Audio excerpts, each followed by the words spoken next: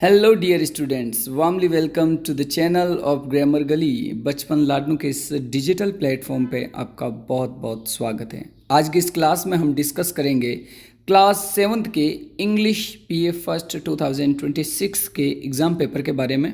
You know very well कि आज का ये जो पेपर था 20 टोटल मार्क्स को ऑब्टेन कर रहा था। आफ्टर दैट ये जो है ग्रामर और लिटरेचर दोनों पार्ट्स को मिला के था। तो चलिए बिना देरी किए हम जानते हैं कि आज के इस पेपर के जो भी क्वेश्चंस रहे उनके राइट आंसर्स क्या हैं। सबसे पहला जो क्वेश्चन था वो था, प्यारे बच्चों, read the sentence and right the types of underlined nouns. कि आपको सेंटेंस पढ़ना है और उसके बाद में जो भी अंडरलाइन कर रखा है, जो भी बोल्ड कर रखा है, हमने जैसे पेपर में अंडरलाइन करके दिया था और उस पर नंबर्स लगा के दिए थे। जैसे ऑनेस्टी पे 1 था, पॉलिसी पे 2 था, टीचर पे 3 था और क्लास पे नंबर 4 था। तो यहाँ पर हमने अभी बोल्ड करके दे रखा है। तो ये बताना है कि ये जो चारों नाउन है ये कॉमन, प्रॉपर, एब्स्ट्रैक्ट या कलेक्टिव में से क्या है। तो प्यारे बच्चों, सबसे पहले सेंटेंस दे रखा है आपके सामने, honesty is the best policy the teacher spoke to the class. कि ऑनेस्टी जो है बेस्ट पॉलिसी है, ऐसा टीचर ने पूरी क्लास को जो है बोला। तो यहाँ पे जो पहला वर्ड है वो है ऑनेस्टी। ऑनेस्टी तो प्यारे बच्चों, सबसे पहले आपने जब नाउन पढ़ा था तो यू नो वेरी वेल कि ऐसा कोई भी नाउन जिसकी फिजिकल एग्जिस्टेंस नहीं होती है, जिसको हम टच नहीं कर सकते, जिसको हम छू नहीं सकते, वो सारे के सारे जो नाउन हैं वो एब्स्ट्रैक्ट नाउन होते हैं, राइट। तो अभी यहाँ पर हम अगर बात करें ऑनेस्टी की, तो ऑनेस्टी की कोई फिजिकल एग्जिस्टेंस नहीं होती। कभी ऐसा हो सकता है क्या, हम सामने खड़ा करके बोलेंगे ओ हो भाई साहब ये रही ऑनेस्टी आपकी, ये रही, नहीं होती है ना। तो फिजिकल एग्जिस्टेंस नहीं होती है। तो यहाँ पर जो फर्स्ट होता इसमें लिखते हैं आप abstract noun. Okay, after that जो सेकेंड वर्ड था वो था पॉलिसी।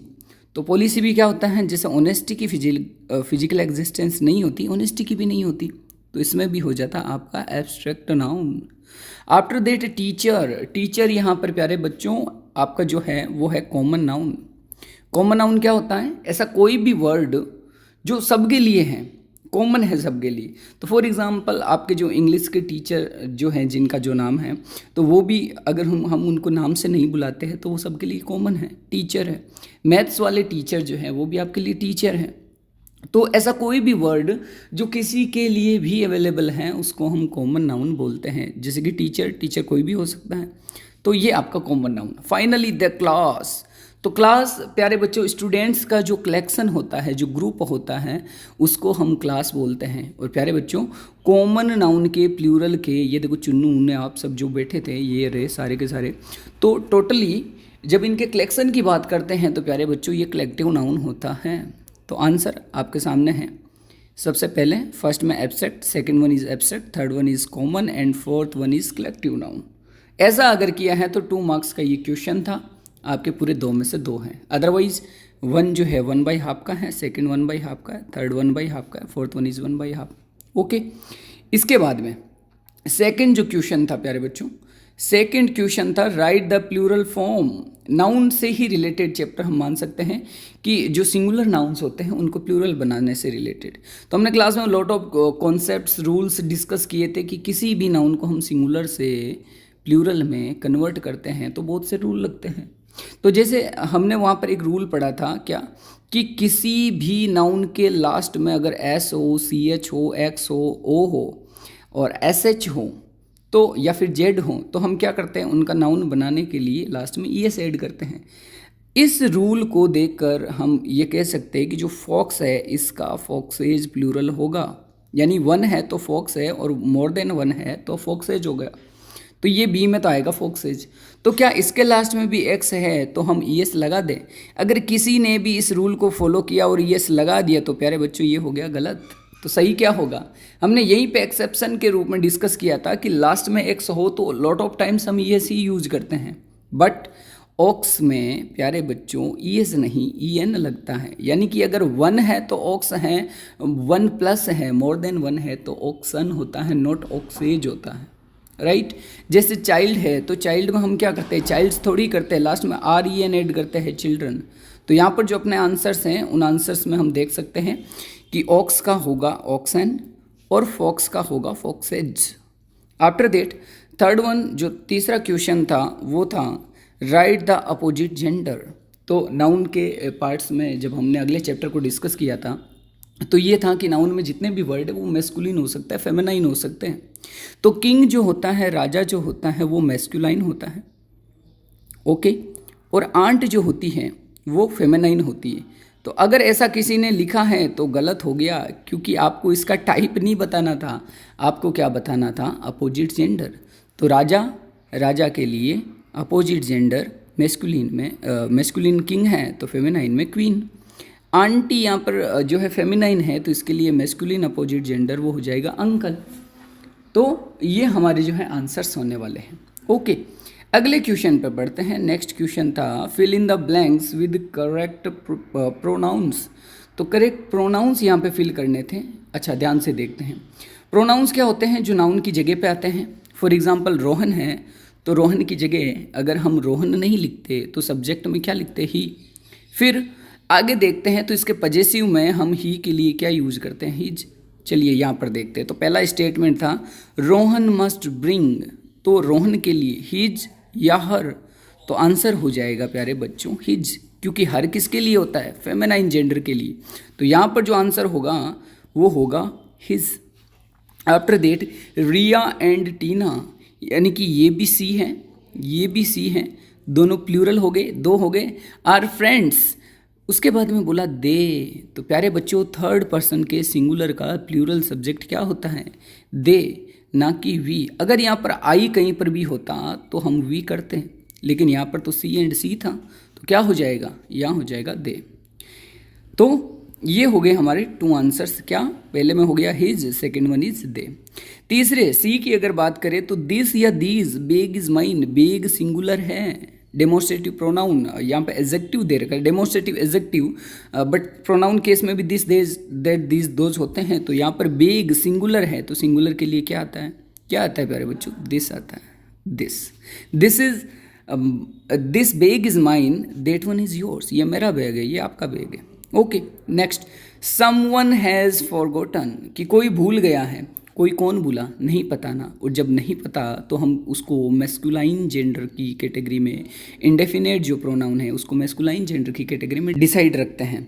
तो यहाँ पर समवन, क्योंकि इंडेफिनेट प्रोनाउन है तो प्रायोरिटी किस पे जाएगी, हिज पे। तो इस टाइप से अपने जो आंसर्स हुए वो हुए यहाँ पर हिज, यहाँ पर दे, यहाँ पर this, and this one is his.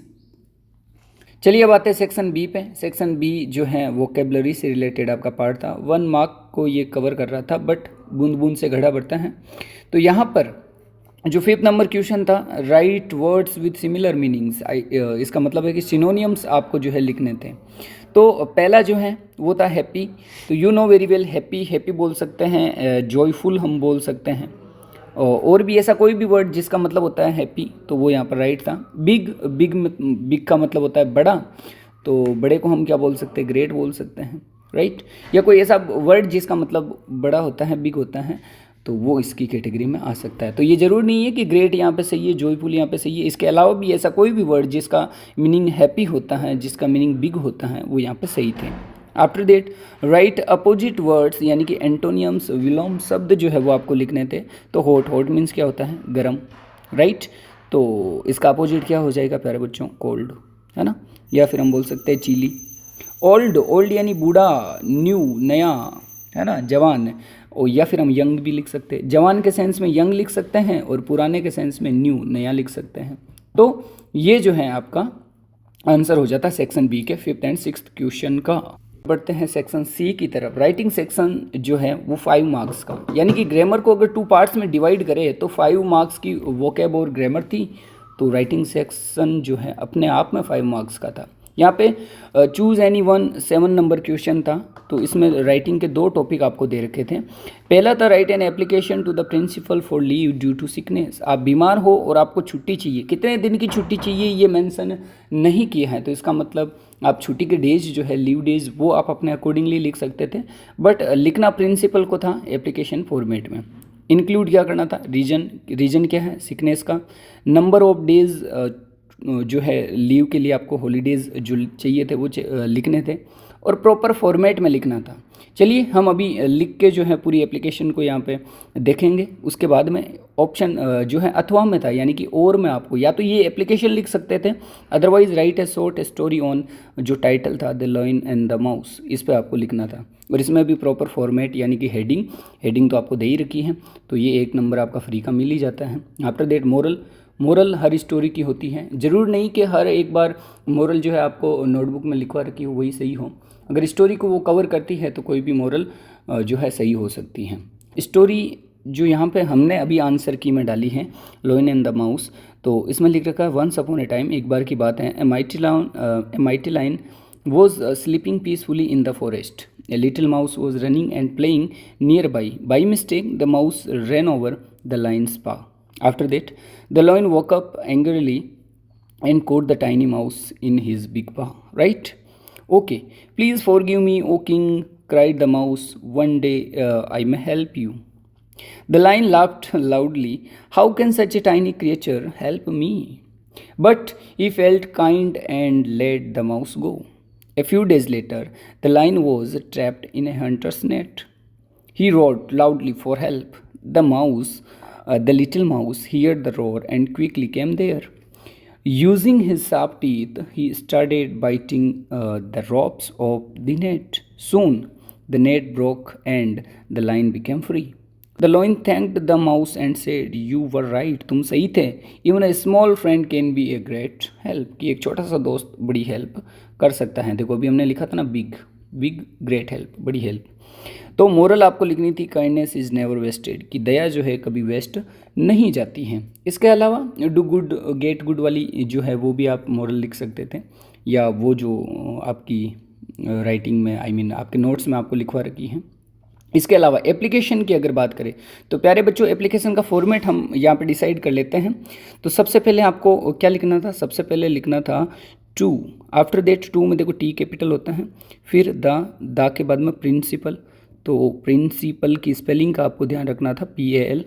फिर स्कूल का नाम जो है आपको अपने अकॉर्डिंग बचपन स्कूल लाडनू लिख सकते थे, ठीक है। तो मैं यहाँ पे जो है BPS लिख रहा हूँ, BPS लाडनू। आफ्टर डेट इसी फॉर्मेट में अगला जो पॉइंट आता है वो प्यारे बच्चों आता है डेट का, कथा 7, उसके बाद में मई, आफ्टर डेट 2026। फिर अगले में आता है प्यारे बच्चों सबसे इम्पोर्टेंट चीज़, वो होती है सब्जेक्ट।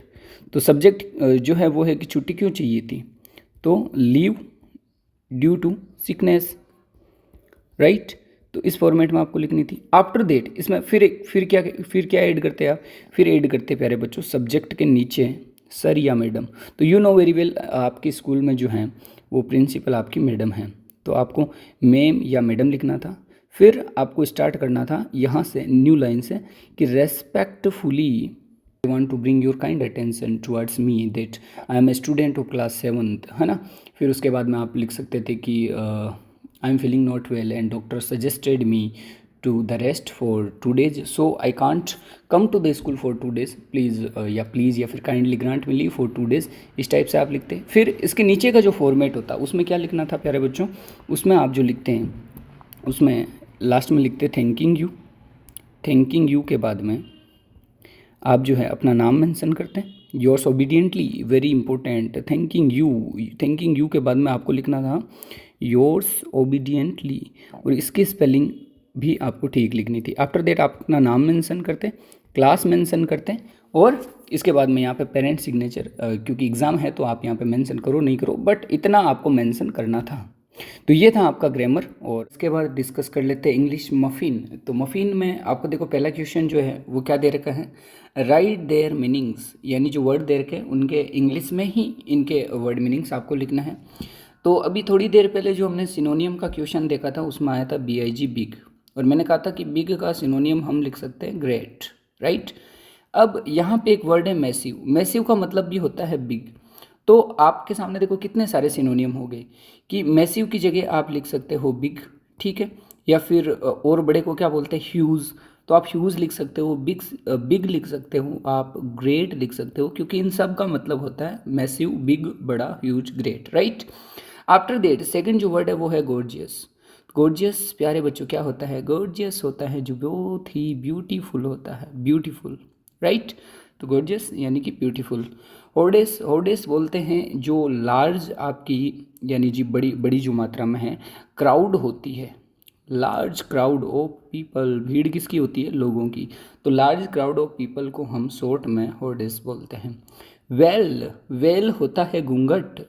आपने कभी दादी नानी या फिर गांव में आपने देखी होगी है ना, तो घूंघट निकाल के जो स्त्रियां रखती हैं, ड्राइंग इतनी अच्छी नहीं है। तो वेल का मतलब होता है घूंघट, यानी कि एफ एस कवर हम इसको लिख सकते हैं, मुंह का ढके होना, ठीक है, तो इसको बोलते हैं वेल। ओके, तो ये हमारे वर्ड मीनिंग्स रहे।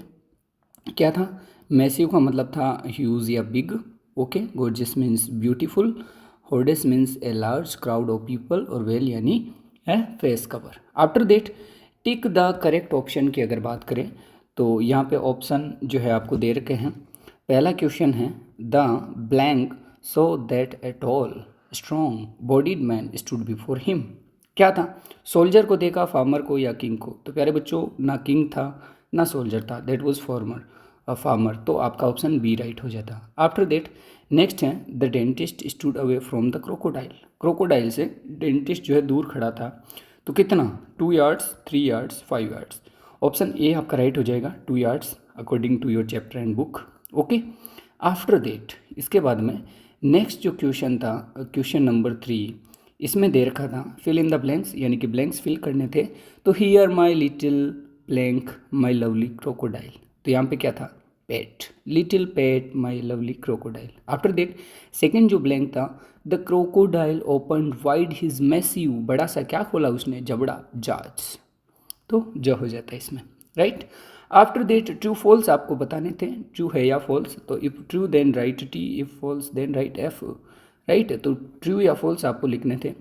तो सबसे पहले hundreds of men assembled to test their fortune, कि हर इकट्ठे हुए थे अपना भाग्य, फॉर्चून जो है आजमाने के लिए। तो प्यारे बच्चों ये हैं आपका T for true, right. Next the hearts of the candidate throbbed, तो थ्रोब्ड हुआ क्या, यस भाई साहब ट्रू, तो इसका मतलब झूठ बोले कौवा काटे, बोथ आर करेक्ट, दोनों ट्रू थे आपके, राइट। इसके बाद में आंसर द फॉलोइंग क्वेश्चंस की अगर हम बात करें तो यहाँ पर आपको राइट करने थे, आंसर्स आपको लिखने थे प्यारे बच्चों। पहला क्वेश्चन क्या है, why were the players fully drenched in sweet, कि वो पसीने से क्यों भर गए। तो आंसर क्या था, हम ऐसे इसके पहले तो जो है इसकी स्टार्टिंग करेंगे ऐसे कि the players were fully drenched in sweet, है ना। तो स्टार्टिंग कैसे करते हैं, द प्लेयर्स हम ऐसे लिख सकते हैं फुली ड्रेंस्ड इन स्वीट, उसके बाद में हम लिखेंगे because, because because because they played, वो खेले थे कब तक, टिल इवनिंग, शाम तक, तुम्हारी तरह, है ना। तो जो नटखट स्टूडेंट्स होते हैं नोट, तो वो क्या करते हैं, इवनिंग तक खेलते रहते हैं, तो स्वीट से इसलिए वो ड्रेंच हो गए थे। Next describe the crocodiles teeth, crocodile के टीथ को डिस्क्राइब करना है। तो हमें पता है, जैसा पोइम में आपको दे रखा था, तो यहाँ पे चलिए मैं कुछ जो पॉइंट्स है वो आपको बताता हूँ, उसके आसपास अगर आपने आंसर लिखा है then you are correct. Okay, so we can say that the crocodile head कैसा था, उसका मैसिव जबड़ा था, तो massive jaws, right. And at least 300 pointed teeth, और सारे दांत कैसे थे, ऑल शार्प, और एंड आपको ऐसा नहीं लिखना होता एग्जाम में, एंड क्या कर रहे थे, चमक रहे थे, शाइनिंग वाइट, है ना। इसका मतलब वो क्या करता था, रोज टीथ ब्रश करता था, आई एम जस्ट जोकिंग। और इसके अलावा और क्या ऐड कर सकते थे, you can say that how does the creel tall the dentin to treats, right. तो ये आपका आंसर होता है इस सेकंड का, अगर आप डिस्क्राइब करते हो क्रोकोडाइल के टीथ को। ओके, आफ्टर दैट फाइनली जो लास्ट क्वेश्चन था, क्वेश्चन नंबर 6, ये था underline the infinitive and circle the participles. तो प्यारे बच्चों ये ग्रामर का ही हम मान सकते हैं वैसे, लेकिन आपकी बुक के चैप्टर्स में आ रखा था, तो क्वेश्चन वहाँ से पुट हुआ है, ठीक है। तो सबसे पहले हम देख लेते हैं कि इन्फिनेटिव या जो है पार्टिसिपल किसको बोलते हैं। देखो शॉर्ट में हम समझते हैं, अभी समझने के लिए हम इतना समझ सकते हैं कि कोई भी ऐसा वर्ब वाला वर्ड जो वर्ब है लेकिन वर्ब का काम नहीं कर रहा, वो काम कर रहा है किसी नाउन का या किसी एडजेक्टिव का, राइट। यानी वर्ब है लेकिन वो वर्ब का काम नहीं कर रहा, तो हम उसको इन्फिनेटिव या पार्टिसिपल बोलते हैं। चलिए, तो यहाँ पर क्या है, अच्छा हाँ, इसके स्ट्रक्चर देखें तो स्ट्रक्चर में हम ये समझ सकते हैं कि जो या तो वर्ब की आईएनजी फॉर्म होगा, यानी कि वो एडजेक्टिव बन के आएगा, या फिर नाउन बन के आएगा, या फिर हम कह सकते हैं कि 2 + वी फर्स्ट वर्ब की फर्स्ट फॉर्म हो, तो ये वहाँ पर वर्ब का काम नहीं करके किसका काम करेगा, नाउन का। तो हम इसको पार्टिसिपल, इन्फिनेटिव, जीरेंड ऐसा कुछ नाम देते हैं, ठीक है। तो यहाँ पर आपके जो क्वेश्चन में दे रखा है, यहाँ पे पहले स्टेटमेंट को पढ़ते हैं। We are ready to choose the game. We are ready, देखो वी सब्जेक्ट है, आर हेल्पिंग वर्ब है, रेडी आपकी वर्ब हो गई, ओके। फिर आया टू चूज़, यानी 2 + वी फर्स्ट किसका काम कर रहा है, ऑब्जेक्ट यानी कि नाउन का काम कर रहा है। तो यहाँ पर जो है आंसर क्या हो जाता है प्यारे बच्चों, यहाँ पर आंसर हो जाता है आपका टू चूज, यानी कि सीधा सीधा वर्ब को आप करते हाईलाइट, तो वर्ब में आप अगर टू चूज किया है then you are correct. After that running like a maniac will not solve any problem. तो यहाँ पर रनिंग सब्जेक्ट बन के आया है, वर्ब की फोर्थ फॉर्म है और एज ए सब्जेक्ट यहाँ पर आई है, तो रनिंग आपका हो जाएगा यहाँ पर। ओके प्यारे बच्चों, ये था आज का पेपर का सोल्यूशन, और मिलते हैं इसी टाइप से किसी नेक्स्ट पेपर के सॉल्यूशन में। तब तक अपने पीए फर्स्ट की तैयारी को शानदार जारी रखिए। Thank you for coming here and all the best for your next exam. Okay.